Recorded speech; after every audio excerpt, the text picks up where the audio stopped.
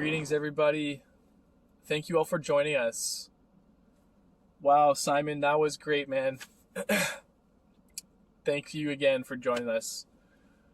I mean, not everybody, but Simon included. This is my first year participating in the StarBloom Festival. And if you don't know me, my name is Graham. Should probably introduce myself. You might know me on Instagram as Earthship of Worship. And if not, feel free to check out my account if you feel called to do so. And if not, it's all good. I'm just here to spread some love, man. That's what it's all about. We ain't talking about no fear. We talking about love, okay? Now, I was having a real hard time trying to come up with a title for this speech because I was like, all over I'm connecting all these dots in this speech, and it's like I could name it, like I could title it so many different things. So like, just to give you a better idea of what I mean, here's all the dots that I'll be connecting, and then I'll just dive right into it. All right, so pay attention, stay focused. I'm not gonna be trying to dive into anything too complex. I will touch on it, but I'm not going to dive into it too much because of the time constraint. I want to unpack all of this into 20 minutes, and I also wanted to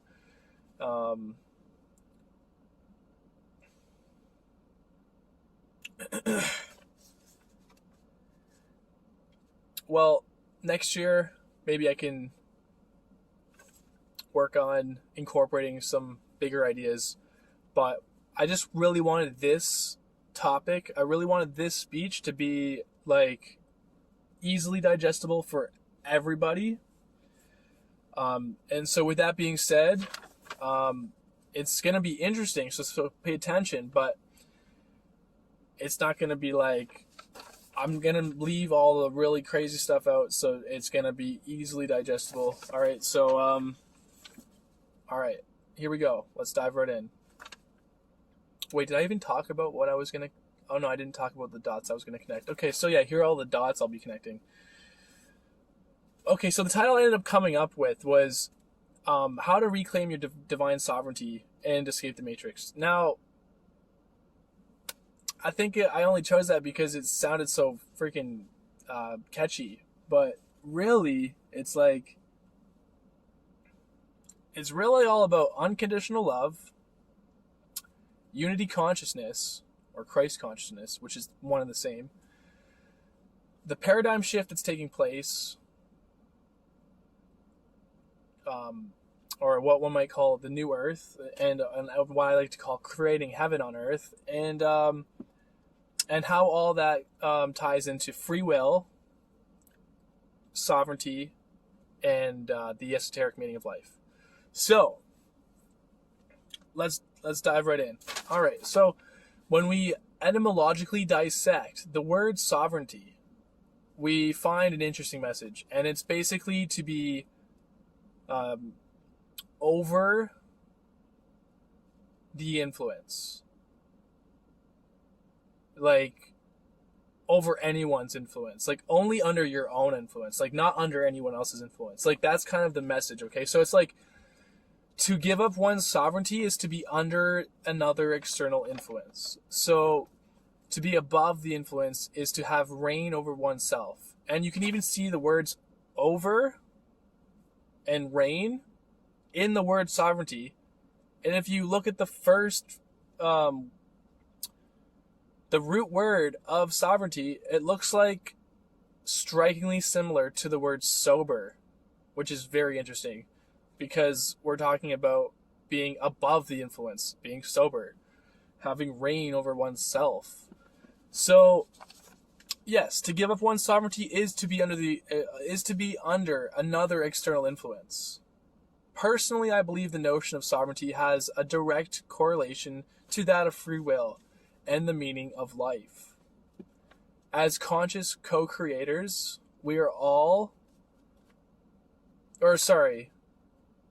as conscious co-creators, we all have major responsibilities when it comes to contributing to this fabric which we all collectively weave and call reality.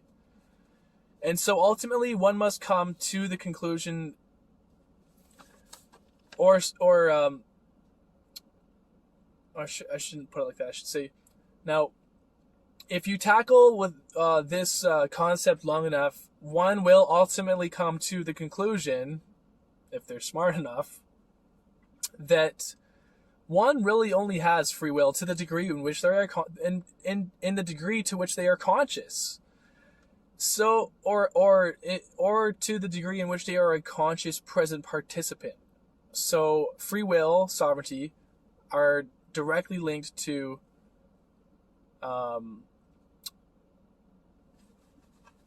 consciousness and presence. So it's like awareness. It's like the more aware you are that you are conscious, the more conscious and self-aware you become, the more you evolve, the more your consciousness evolves, the more you discover how powerful you are because of the free will, which allows you to create reality. So when you have questions like, what's the meaning of life? Well, it's really simple, actually. It's like, from an existential point of view, philosophically speaking, we all create our own realities every day. We wake up, we go out, and we interact with the world, which we think we are only doing from a subjective standpoint. But to anyone external who interacts with us, they're just interacting with their idea of you. And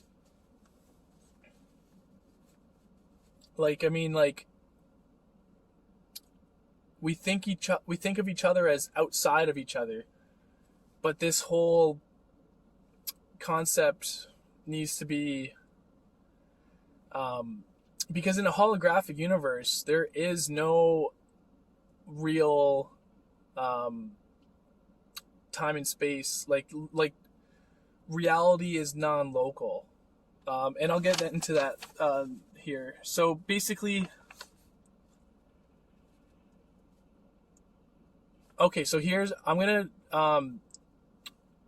quote Einstein here. Now, Einstein famously proposed a philosophical question entertaining the idea of what it would mean to know the mind of God. Now, consciousness is the most complex thing. The most complex thing in existence. Consciousness is the most complex thing in known existence, and they say a wise man admits that he truly knows nothing. And in this case, it's really no different. We must humbly acknowledge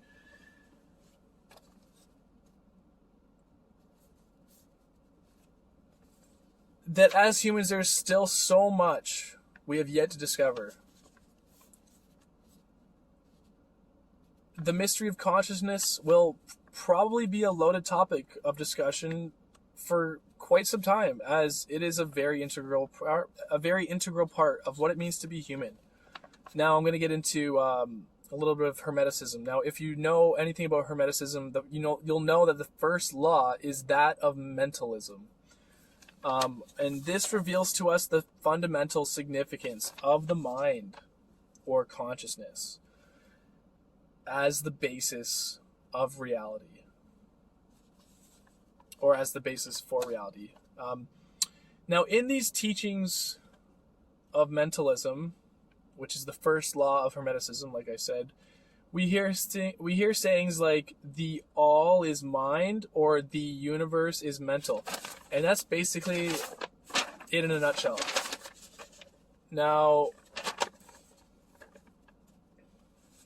I'm going to quote the famous physicist Max Planck, I believe is how you pronounce it, or Planck, I'm not really too sure. I'm sure a lot of you have heard of it, or even heard this quote, or both.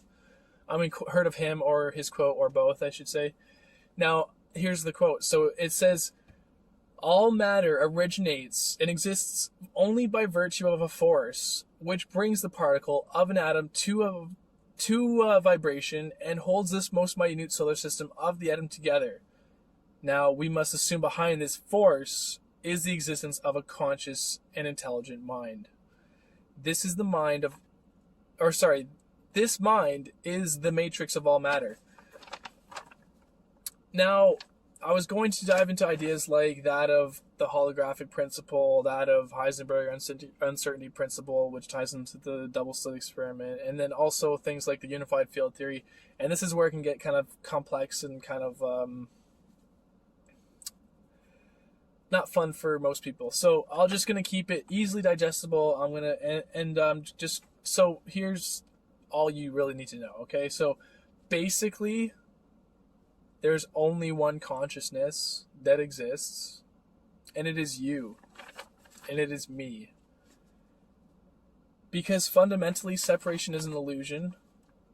When we start to understand the nature of non-locality, the three dimensions we experience are an illusion of a sort, and we must remember that we are all fundamentally one, interconnected,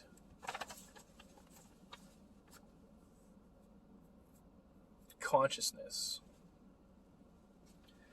I'm sure everyone has heard of the observer theory. I think is it the observer theory, or is it, I can't remember what it's called, but it's like this idea in science where they cannot distinguish the idea between observer and observed. And now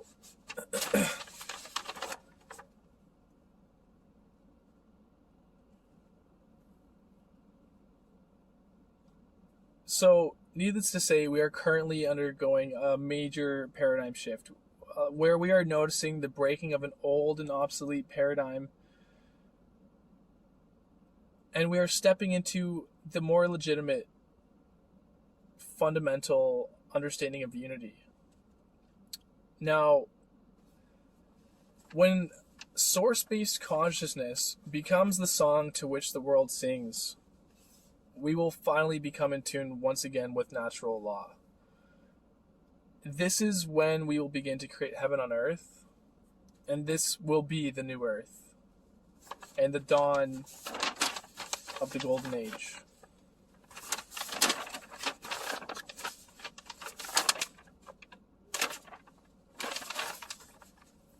Within all of us is the universal self, the Godhead.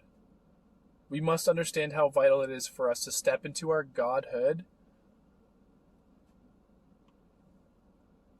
So when we honor our divine essence, already present within through spiritual practices, we are able to ground ourselves and the collective over time. We must ground our awareness into the present moment and raise our vibration. This will create a snowball effect and allow for the acceleration of conscious evolution on this planet. When we raise our frequency to a wavelength that resonates beyond the matrix, we are no longer subject to any lower astral influences inside the simulation. So, we're all creators. We're all gods and goddesses. We must honor ourselves and each other. The new earth will be a place of unity.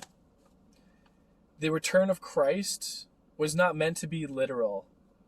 It's not meant to be Christ himself who is returning. It's meant to be Christ consciousness, or unity consciousness, which is returning. This is why so many people are waking up.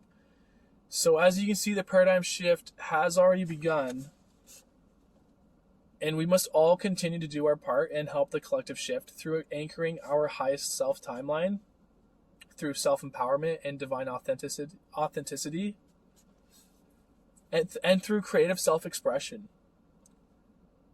But most importantly, we must do so from our hearts, from our heart space, from a space of unconditional love which knows no bounds.